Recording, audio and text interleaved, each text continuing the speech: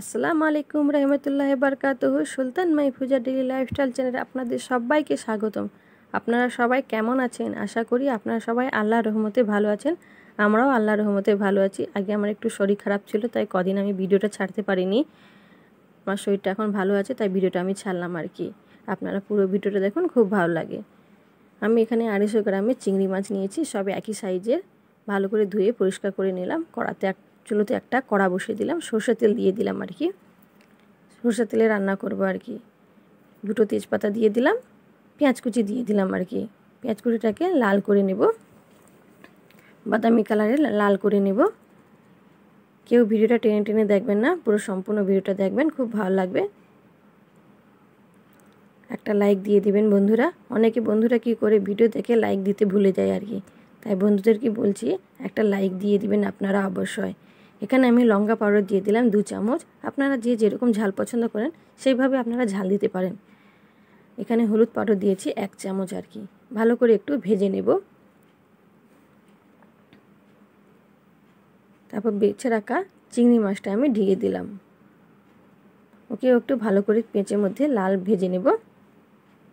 লবণ স্বাদ অনুসারে দেবেন আপনারা। ভালো করে ভেজে নিয়েছি চিংড়ি মাছটাও আমি। এবার আদা রসুনের পেস্ট দিয়ে দিলাম, আর একটু ভালো করে ভেজে নেব। জল দিয়ে দিলাম।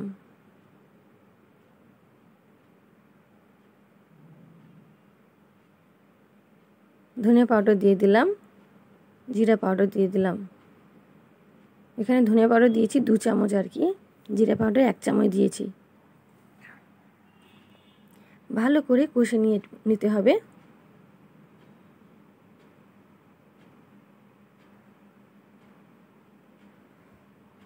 অল্প জল দিয়ে ঢাকা দিয়ে দিয়েছিলাম আমি।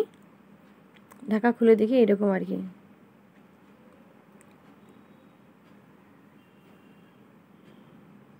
আমি এখানে এক হাতে ফোন ধরেছি আর এক হাতে রান্না করতেছি, ভিডিওটা ওই জন্য নড়তেছে বন্ধুরা। ঠিকমতো আজকে ভিডিওটা আমার উঠেনি, কাজের চাপে তাড়াহুড়োতে আমি এই ভিডিওটা করেছি। কদিন আমার শরীরটা ভালো ছিল না, ভিডিওটা আমি ঠিকমতো ছাড়তে পারিনি। আমি এখানে অল্প চিনি দিয়েছি।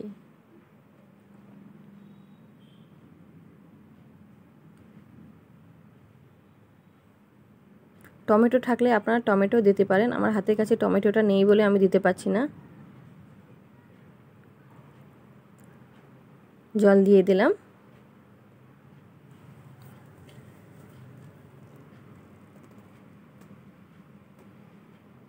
আপনারা এইভাবে রান্না করে দেখবেন, খুব ভালো লাগে খেতে চিংড়ি মাছের দু পেঁয়াজারা।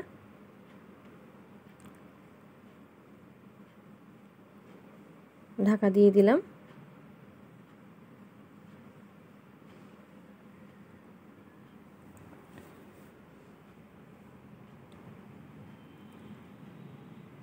আর একটু ঝোলটাও কমিয়ে নেব, ঘন ঘন মাখো মাখো রাখবো আর কি। গায়ে গায়ে থাকলে এই দু পেঁয়াজাটা খেতে ভাল লাগে আর কি, বেশি ঝোল থাকলে খেতে ভাল লাগে না। এবার আমি নামিয়ে নেব। আজকে রেসিপিটা বন্ধুরা কেমন হয়েছে কমেন্টে আপনারা জানাবেন, আর আপনারা এইভাবে রান্না করে দেখবেন, খুব ভালো লাগে খেতে। কালারটা দেখুন বন্ধুরা কত সুন্দর এসেছে কালারটা।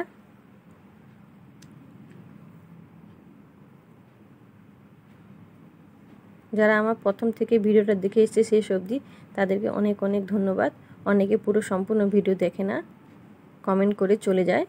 বুঝতে পারি কারা কমেন্ট করে চলে যায়, কিন্তু আমি যাদের প্রত্যেকে ভিডিও আমি পুরো সম্পূর্ণ ফুল ওয়াচ করি। আজকে রেসিপিটা কেমন হয়েছে বন্ধুরা কমেন্টে জানাবেন। আবার দেখা হবে পরের রেসিপি নিয়ে। বাই। তোমরা সবাই ভালো থেকো, সুস্থ থেকো। আল্লাহ হাফিজ।